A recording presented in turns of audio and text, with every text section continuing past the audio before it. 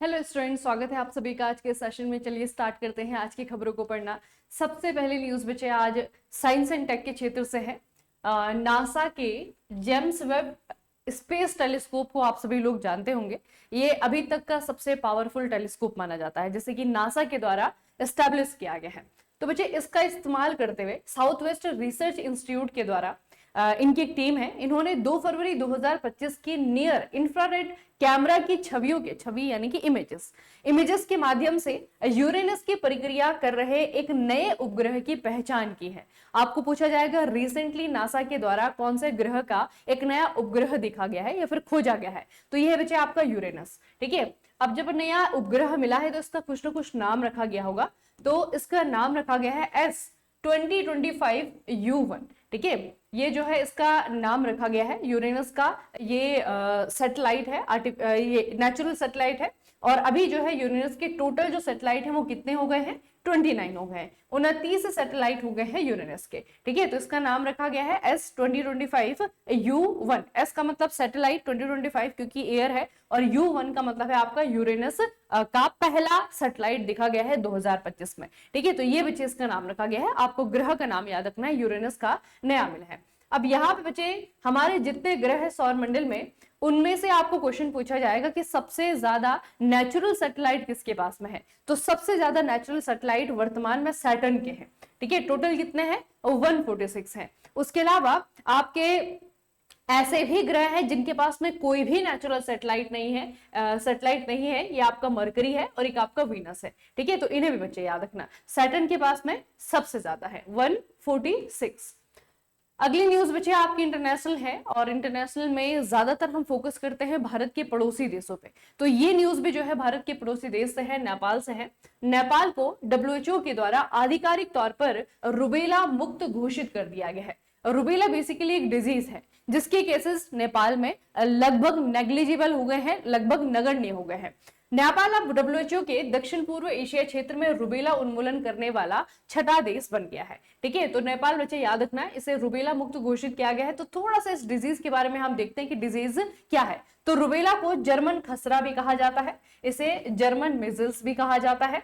एक संक्रामक viral disease है। ठीक है, पूछा जाएगा किस रीजन से ये होता है, तो इसका संक्रमण होता है बच्चे वायरस। ठीक है, एक वायरल डिजीज है ये, और रुबेला वायरस के कारण ये आपका होता है। इसमें बहुत कुछ आपको याद रखने की जरूरत नहीं है। बहुत सारी डिजीज ऐसी होती है कि डिजीज का नाम अलग है और जिस वायरस के कारण वो हो रहा है उसका नाम अलग है। तो यहाँ पे डिजीज का नाम भी रुबेला है, और जिस वायरस के कारण ये आपका होता है उसका नाम भी रुबेला है। इसे जर्मन मिजल्स के रूप में भी जाना जाता है, और ये आपका एक वायरस से होने वाला संक्रमण है। ठीक है, तो याद रखना कि नेपाल को WHO के द्वारा आधिकारिक तौर पर रुबेला मुक्त घोषित कर दिया गया है।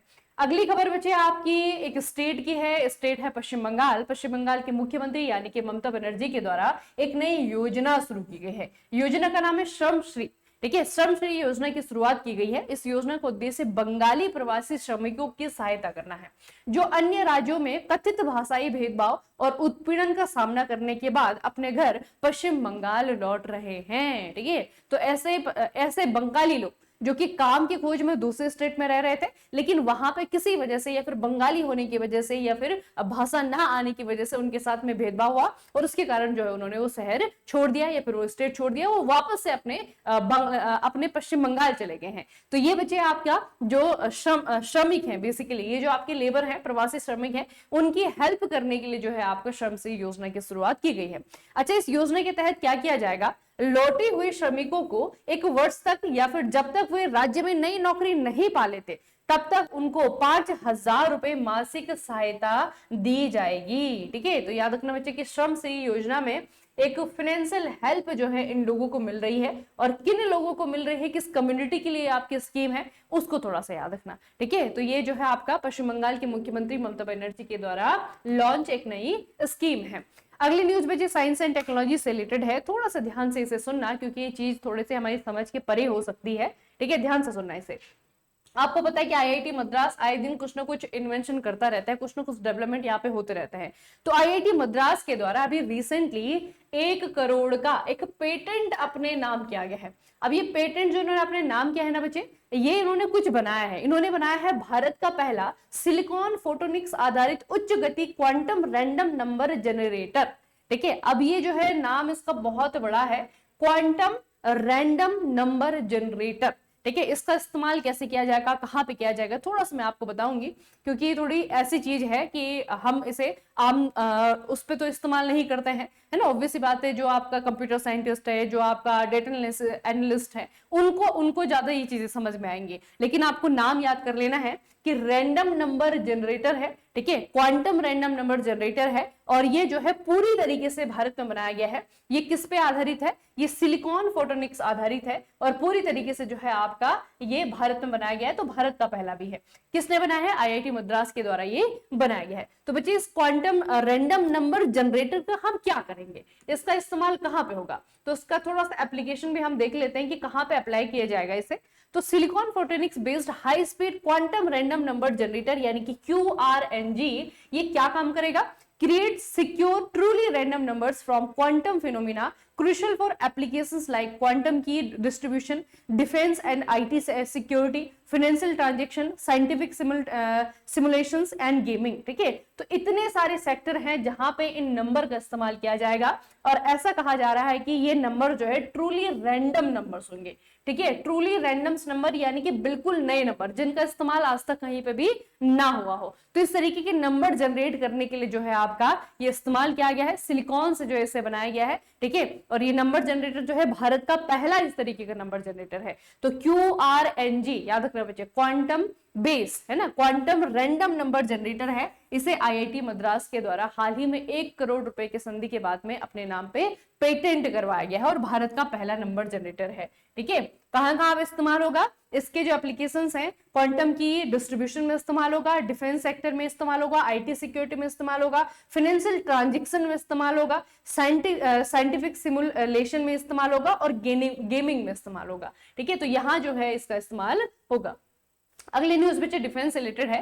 केंद्र सरकार ने भारतीय वायुसेना यानी कि इंडियन एयरफोर्स के लिए 97 LCA light combat aircraft mark 1A लड़ाकू जेट विमानों की खरीद को मंजूरी दे दी है। कहां से खरीदे जाएंगे, कितने खरीदे जाएंगे, सब कुछ एग्जाम में आता है। तो याद रखना पहले तो कि हम मार्क 1A लड़ाकू जेट विमान खरीद रहे हैं।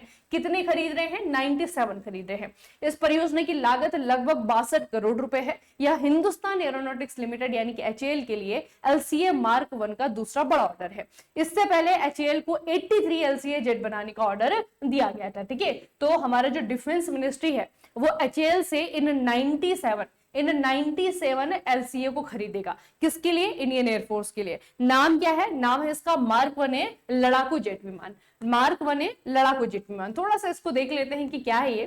तो LCA MK1A को आमतौर पर तेजस फाइटर जेट भी कहा जाता है। यह एक चौथे पीढ़ी 4th जनरेशन का हल्का मल्टी रोल लड़ाकू मॉडल है ना। तेजस को आप लोग जानते हैं बच्चे। देखिए, इसका जो ऑफिशियल नाम है वो है आपका LCA MK1A। ठीक है, तो ये जो है हमने पहले जो है HAL के द्वारा इंडियन एयरफोर्स के लिए बच्चे 83 बनाए गए थे। अभी जो है 83 से भी बड़ा ऑर्डर जो है HAL को मिल गया है, और ये है 97 LCA बनाने का। ठीक है, तो ये आपको याद रखना है किस किस के बीच में ये आपका करार हुआ है। करार यानी कि संधि हुई है आपका, हमारी जो केंद्र सरकार है यानी कि डिफेंस मिनिस्ट्री है, और दूसरी तरफ आपका PSU है यानी कि हिंदुस्तान एरोनॉटिक्स लिमिटेड। ठीक है, तो इसके द्वारा जो है इंडियन एयरफोर्स के लिए ये बनाए जाएंगे। खासियत क्या है, 4th जनरेशन का है। ठीक है, हल्का है और मल्टीपर्पज या फिर आपका मल्टी रोल लड़ाकू विमान है। ठीक है, तेजस। अगली न्यूज बच्चे आपका बुक्स एंड ऑथर से है। एक बुक अभी रिलीज हुई है। बुक का नाम है India's first radicals, young Bengal and the British empire. अब जिसने हिस्ट्री थोड़ी सी अच्छी पढ़ी होगी, अच्छे स्तर की पढ़ी होगी, आप लोगों को ये समझ में आ जाएगा कि ये चीज हमने कहीं ना कहीं सुनी है। India's first radicals, young Bengal and the British empire. ये बच्चे यंग बंगाल मूवमेंट है। जब आप मॉडर्न हिस्ट्री पढ़ते हैं तो बहुत सारे आंदोलन को पढ़ते हैं, उस आंदोलन में आंदोलन ये भी आता है आपका यंग बंगाल मूवमेंट। ठीक है, तो यंग बंगाल मूवमेंट के ऊपर रोसिंका चौधरी, लेखिका का नाम है रोसिंका चौधरी, इनके द्वारा ये किताब लिखी गई है। और इसके बारे में जो स्टार्टिंग का क्वेश्चन पूछा जाता है वो ये कि यंग बंगाल मूवमेंट कब स्टार्ट हुआ था और किसके द्वारा किया गया था। तो यंग बंगाल मूवमेंट बच्चे आपका नाम से समझ में आ रहा है आपको कि बंगाल में कोलकाता में हिंदू कॉलेज है ना। हिंदू कॉलेज सबसे पुराना कॉलेज जो है आपका हमारे देश में है। राजा राम मोहन रॉय के द्वारा इसे बनाया गया था। तो जो कोलकाता के हिंदू कॉलेज है, यहाँ पे एक लेक्चरर थे, नाम है लुइस विवियन डेरेजियो। ठीक है, लुइस विवियन डेरोजियो, इनके द्वारा जो है आपका यंग बंगाल मूवमेंट स्टार्ट किया गया था। बंगाल में किया गया था और कब से कब तक चला था ये आपका, ये 1820 में लेट स्टार्ट हुआ था और अर्ली 1830 तक जो है आपका ये चला था। ठीक है, तो हेनरी विवियन डेरोजियो के द्वारा पश्चिम बंगाल में ये जो यंग बंगाल मूवमेंट चलाया गया था उसके ऊपर जो है किताब लिखी गई है, नाम है India first radicals young Bengal and the British empire. ठीक है, किसने लिखा है, रोसिंका चौधरी के द्वारा किताब लिखी गई है। अगली न्यूज बच्चे आई है यूपी से। यूपी के चीफ मिनिस्टर यानी कि मिनिस्टर योगी आदित्यनाथ के द्वारा इनोग्रेट किया गया है उत्तर प्रदेश का पहला और भारत का दूसरा ग्रीन हाइड्रोजन प्लांट। ठीक है, अब ये कहां पे उद्घाटन किया गया है, गोरखपुर। गोरखपुर इनकी कॉन्स्टिट्यूएंसी भी है और गोरखपुर जो है आपका एक बहुत इंपॉर्टेंट क्षेत्र भी है। तो गोरखपुर के खनीपुर में, गोरखपुर में कहां पे, गोरखपुर के खनीपुर में भारत का दूसरा यूपी का पहला ग्रीन हाइड्रोजन प्लांट जो है इसका उद्घाटन किया गया है, इनोग्रेट किया गया है यहाँ के सीएम के द्वारा। अच्छा, यह प्लांट टोरेंट गैस और टोरेंट पावर के द्वारा स्थापित किया गया है जो कि ग्रीन हाइड्रोजन को सीएनजी और पीएनजी में मिलाएगा। ठीक है, ये बच्चे थोड़ा सा याद रखना कि सीएनजी और पीएनजी में फिर इसका इस्तेमाल होगा, लेकिन पहले जो है आपका प्रोड्यूस किया जाएगा, प्रोडक्शन किया जाएगा इस कंपनी के द्वारा। कंपनी का नाम है टोरेंटो गैस और टोरेंटो पावर। ठीक है, उसके अलावा ये भी याद रखना कि ये भारत का दूसरा है, लेकिन भारत का पहला कहां पे बना है, तो भारत का जो पहला ग्रीन हाइड्रोजन प्लांट था ये कांडला पोर्ट यानी कि गुजरात में स्थित है। ठीक है, कहां पे है, कांडला पोर्ट गुजरात में। और ये आपका जो गोरखपुर का खनीपुर वाला है ये दूसरे नंबर का है।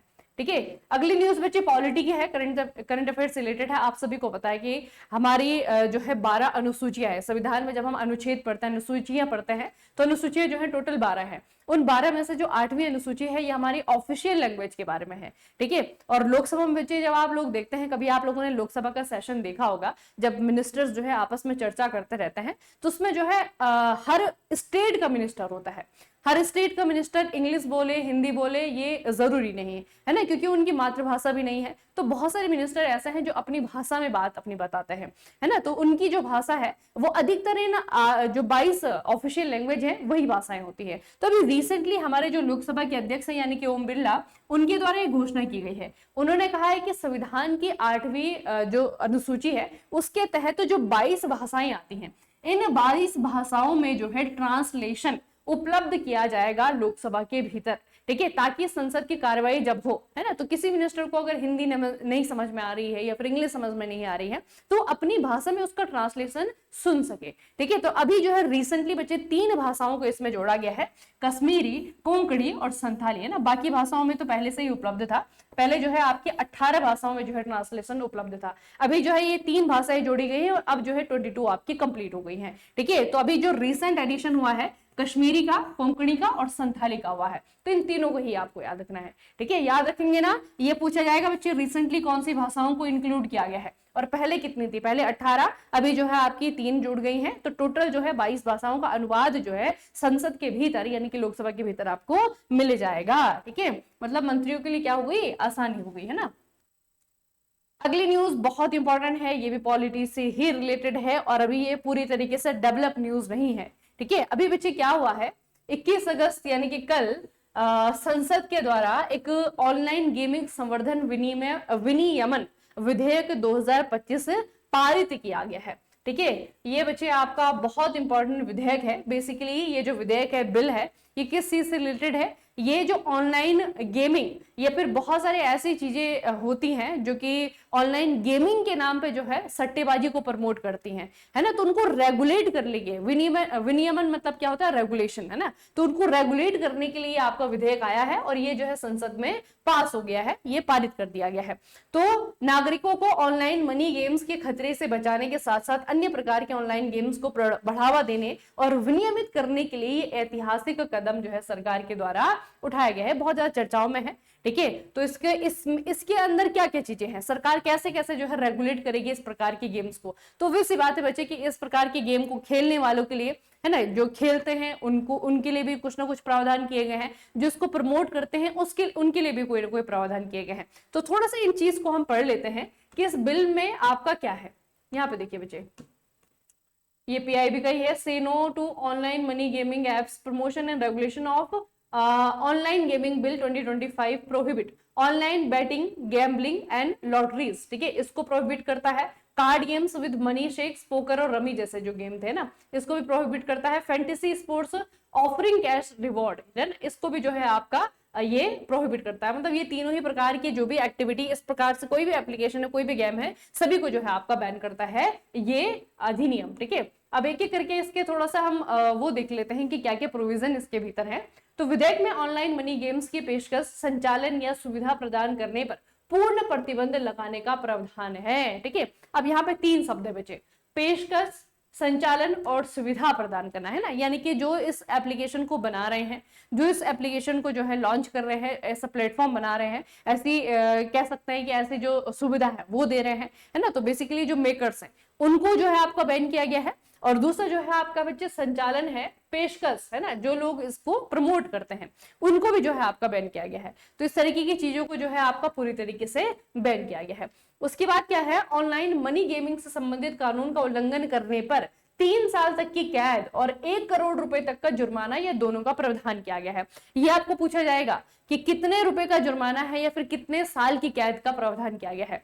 तो 3 साल की कैद और 1 करोड़ रुपए तक का जुर्माना। यदि बार बार अपराध करने पर बढ़ी हुई सजाएं मिलेंगी, जिनमें से ये 3 से 5 साल की कैद हो जाएगी और 2 करोड़ रुपए तक का जुर्माना शामिल हो गया, है ना। तो मतलब अगर एक बार किसी ने जुर्माना दे भी दिया और दोबारा से वही काम कर दिया, वही अपराध दोबारा से कर दिया, तो उसको जो है सजा फिर बढ़ा करके दी जाएगी। पहले 3 साल की कैद हुई थी, अभी जो है आपकी 5 साल की कैद होगी। ठीक है, अगला जो प्रोविजन है वो कहता है कि यह विधेयक जनहित में एक समान और राष्ट्रीय स्तर पर कानूनी ढांचा स्थापित करेगा। यह विधेयक देश के युवाओं को पोकर, रमी, अन्य कार्ड गेम जैसे कि शिकारी, online real money gaming app से बचाएगा। उन्हें भ्रामक मौद्रिक रिटर्न के वादों के माध्यम से हेरफेर करते हैं, जैसे कि पूरा परिवार वित्तीय संकट में पड़ जाता है। आप लोगों ने ऐसी स्टोरीज तो सुनी होंगी। इन गेम में जो है आपका पैसा लगा करके घर वालों का पूरा पैसा डुबा दिया कई लोगों ने, है ना। उसके बाद में जो है रिकवरी नहीं हो रही है, रिकवरी नहीं होने के कारण बहुत सारे लोगों ने सुसाइड भी किया है ना। तो यहाँ तक बच्चे इसकी सीरियसनेस हो गई थी, इसीलिए जो है इस मुद्दे को सरकार ने एक तो रिकॉग्नाइज किया, रिकॉग्नाइज करने के बाद में ऐसा एक बिल बनाया। तो बहुत इंपॉर्टेंट बिल है, याद रखना। इसमें ये प्रोविजन किए गए हैं। खासतौर पे आपको पूछा जाएगा क्या सजा है ना। तो 3 साल की सजा है और इनिशियली जो है आपका 1 करोड़ रुपए का जुर्माना है। बार बार कोई करता है तो फिर जो है सजा उसको बढ़ा करके दी जाएगी। ठीक है, तो ये बच्चे आपको याद रखना, 21 अगस्त 2025 में संसद के द्वारा ये पारित कर दिया गया है। ठीक है, अगली न्यूज बच्चे आपकी स्टेट से है। स्टेट है आपका यूपी। यूपी में एक जगह है जलालाबाद। तो अब जलालाबाद जो है जलालाबाद नहीं रहा है, इसका नाम जो है चेंज कर दिया गया है। तो इसका नाम चेंज करके क्या रखा गया है, परशुरामपुरी। ठीक है, तो जलालाबाद जो कि यूपी में है, वहां पे जो है आपका उसका नाम बदल दिया गया है, परशुरामपुरी के नाम से अब इस जगह को जाना जाएगा। ठीक है, याद रखना बच्चे। अगली न्यूज आपकी असम से है। असम में ऑपरेशन फाल्कन जो है चलाया गया है। ऑपरेशन फाल्कन किस चीज से रिलेटेड है, असम में वन्य जीवों के अवैध शिकार को रोकने के लिए एक विशेष और समर्पित इनिशिएटिव है। ठीक है, तो वन्य जीवों के लिए है। और आपको फोटो में दिख रहा होगा गैंडा, क्योंकि बच्चे यहाँ पे ना एक आपको पता है काजीरंगा राष्ट्रीय उद्यान है जहां पर कि वन ऑन राइनो पाया जाता है। तो इस तरीके के, या फिर टाइगर रिजर्व है जहां पर कि टाइगर पाए जाते हैं। तो जो ऐसे जानवर हैं जिनको बचाना बहुत जरूरी है, जो कि पहले से ही बहुत सारे प्रोटेक्शन में है, अगर उनके लिए जो है इस तरीके के काम किए जाते हैं ना, तो उनपे या तो अवैध शिकार किया जाता है या फिर किसी प्रकार का उनका कोई अंग लिया जाता है, तो उसके खिलाफ जो है आपका ये ऑपरेशन फाल्कन शुरू किया गया है। इसका मुख्य लक्ष्य शिकार के नेटवर्क को खत्म करना है और खतरे में पड़े वन्य जीवों को बचाना है। ठीक है, मुख्य रूप से जो है काजीरंगा राष्ट्रीय उद्यान में और जो टाइगर रिजर्व है वहां पे जो है इसे इंप्लीमेंट किया गया है। तो ऑपरेशन फाल्कन आपको याद रखना है कि असम में वन्य जीवों के अवैध शिकार को रोकने के लिए चलाया गया ऑपरेशन है।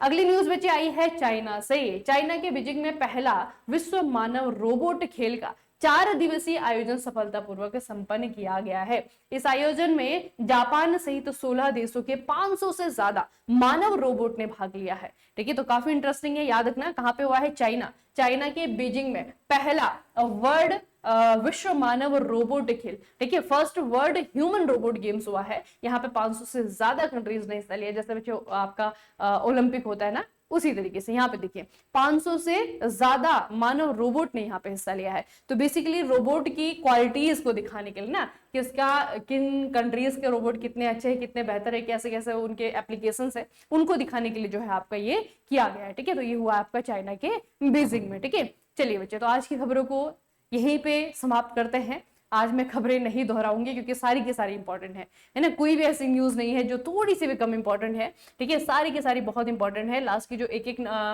शब्द वाली जो न्यूज है उनको थोड़ा सा याद रखना, ठीक है, वो डिटेल में नहीं पढ़नी है, लेकिन इनिशियली जो मैं आपको पॉलिटी की 2 न्यूज बढ़ाई हैं बहुत इंपॉर्टेंट है, उसे याद रखना, ठीक है। उसके अलावा ये जो साइंस एंड टेक्नोलॉजी की हमने 2 न्यूज पढ़ी है उनको भी याद रखना, ठीक है, कोई भी कम जरूरी नहीं है, सारी के सारी बहुत इंपॉर्टेंट है, इन्हें याद रखना, ठीक है। चलिए फिर आज का सेशन हम यहीं पे समाप्त करेंगे, मिलेंगे फिर कल के सेशन में, तब तक के लिए पढ़ते रहिए, बढ़ते रहिए, अपने खूब सारा ख्याल रखिएगा। आप सभी को बहुत बहुत धन्यवाद।